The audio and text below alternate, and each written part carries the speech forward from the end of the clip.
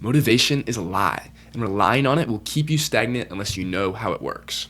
All right, jumping right into it, the goal of the video is to show you how to capitalize on motivation and how to use it for your good and not rely on it because it will leave.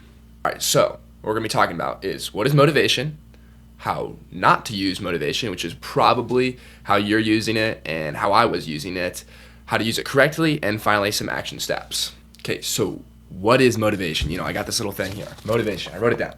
But what is it? So you can look at the definition of motivation, but how we use the term today, motivation is just a feeling that you get to do something. And feelings are just emotions. They come and go.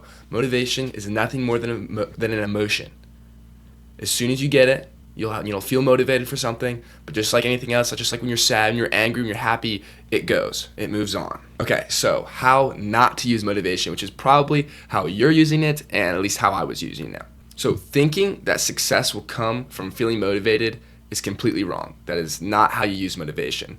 And how you spot someone who's doing this is if you ask someone who's motivated, you talk to them, they sound, like really into something, they start lots of new things, they talk the talk, but they just don't walk the walk. They're all show and no dough, as you could say. And like we mentioned earlier, motivation is just a feeling, it's just an emotion. It won't last. So if you're trying to use motivation as your source of getting stuff done or your path to success, you're just going to fail. You're going to be stagnant because it doesn't last. It's just a feeling. It's nothing wrong with motivation, but you can't rely on it. Okay, now getting into the main point I want to make, and that is how to actually use motivation. Motivation is a great tool, but we're just using it the wrong way. So it can make an analogy of, using a tool, so you're using some sort of wrench, and it has a purpose for it, but if you're just using it as a hammer, yeah, it could work, but it's not the right way you're supposed to use it. And that's exactly how many of us use motivation. So motivation, the point is it's a quick burst of energy. I wrote down here, you got to use today's fire to automate tomorrow's success. Now, this is the proper way to use motivation. At least I believe, and this is how I've used it.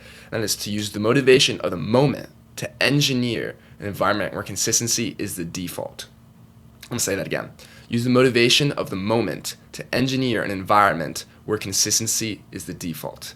Now that's the key part of this video. We use motivation the wrong way, and the right way to use it is to set yourself up for success. Plenty of times where you watch something, you're like, I want to get fit. Okay, so you see something, you're inspired, you want to get fit. That desire to want to get fit that you have right then is not going to last. It's just a feeling to get motivated. But what you can do, what actually will make an impact, is you say, I want to get fit. You just saw a video or something like that. Someone posted and you just saw it. What you do at that moment, when your highest peak of motivation, they teach you this in sales, like when their highest part of motivation, that's when you sell. So your highest part of you just got inspired, you want to do something, that's when you sign up for the membership. That is when you call your friend and say, hey, let's do this 30-day fitness challenge. That is when you take all your junk food that you find, you just rummage through your fridge or cabinets, toss it away, like it kind of hurts you, it's a waste of money, but you're just motivated right now, you're going to do it. Same thing with the phone. I'm going to talk about like phone fitness, stuff like that. Like you're motivated to spend more time in real life, not just on your phone all the time, scrolling whatever. At that moment, you're deleting the apps. You're, calling the friend up saying, hey, I'm deleting the apps. I'm giving you my code. So if I download it again, I have to go through you. Or like you set a screen time, something like that. And those things you can do in the moment. Those are really quick things you can do just right then and there. And they will last for a while because it only takes you 30 seconds to delete the apps, maybe 5 minutes to call a friend, tell them what's going on, give them the code. And that can set you up for the next months, years, whatever. That little bit of motivation can kickstart the success that you're trying to build. All right, finally, action steps. So from this video, hopefully you're motivated. And with that motivation, I want you to do one thing. Think of any one thing right now that you want to do, get better at, some sort of success you're trying to go to.